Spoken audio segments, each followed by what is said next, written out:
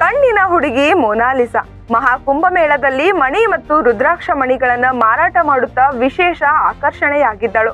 ಕೆಲವೇ ದಿನಗಳಲ್ಲಿ ಆಕೆಯ ಫೋಟೋ ಮತ್ತು ವಿಡಿಯೋಗಳು ಸೋಷಿಯಲ್ ಮೀಡಿಯಾದಲ್ಲಿ ಸದ್ದು ಮಾಡುತ್ತಿದ್ದವು. ಆಕೆಯ ಕಣ್ಣೋಟಕ್ಕೆ ಇಡೀ ಜಗತ್ತೇ ನಿಬ್ಬೆರಗಾಗಿತ್ತು. ನೋಡ್ತಿದ್ದಂತೆಯೇ ಸೋಷಿಯಲ್ ಮೀಡಿಯಾ ಸ್ಟಾರ್ ಆಗ್ಬಿಟ್ಲು. ಇದನ್ನ ಗಮನಿಸಿದ ಬಾಲಿವುಡ್ ನಿರ್ದೇಶಕ ಸನೋಜ್ ಮಿಶ್ರಾ ಮೊನಾಲಿಸಾಗೆ ಚಿತ್ರದಲ್ಲಿ ನಾಯಕಿಯಾಗಿ ಅವಕಾಶ ನೀಡಿದ್ರು. ಆದ್ರೀಗ ನಿರ್ದೇಶಕ ಸನೋಜ್ ಮಿಶ್ರಾ ಅವರನ್ನ ದೆಹಲಿ ಪೊಲೀಸರು ಬಂಧಿಸಿದ್ದಾರೆ. ಹೌದು, ದೆಹಲಿ ಪೊಲೀಸರು ಸನೋಜ್ ಮಿಶ್ರಾ ಅವರನ್ನ ಅತ್ಯಾಚಾರ ಪ್ರಕರಣದಲ್ಲಿ ಬಂಧಿಸಿದ್ದಾರೆ. ನಿರ್ದೇಶಕ ಸನೋಜ್ ಝಾನ್ಸಿಯಾ ಎಂಬ ಯುವತಿಯೊಬ್ಬರಿಗೆ ತಮ್ಮ ಚಿತ್ರದಲ್ಲಿ ಪಾತ್ರ ನೀಡುವ ಭರವಸೆ ನೀಡಿ ಬಳಿಕ ಲೈಂಗಿಕ ದೌರ್ಜನ್ಯ ಬೆದರಿಕೆ ಹಾಕಿದ್ದಾರೆ ಅಂತ ಆರೋಪಿಸಲಾಗಿದೆ. ಈ ಆರೋಪದ ಮೇಲೆ ಸನೋಜ್ ರನ್ನ ಬಂಧಿಸಲಾಗಿದ್ದು, ಸನೋಜ್ ಮಿಶ್ರಾ ಸಲ್ಲಿಸಿದ ಜಾಮೀನು ಅರ್ಜಿಯನ್ನ ದೆಹಲಿ ಹೈಕೋರ್ಟ್ ತಿರಸ್ಕರಿಸಿದೆ.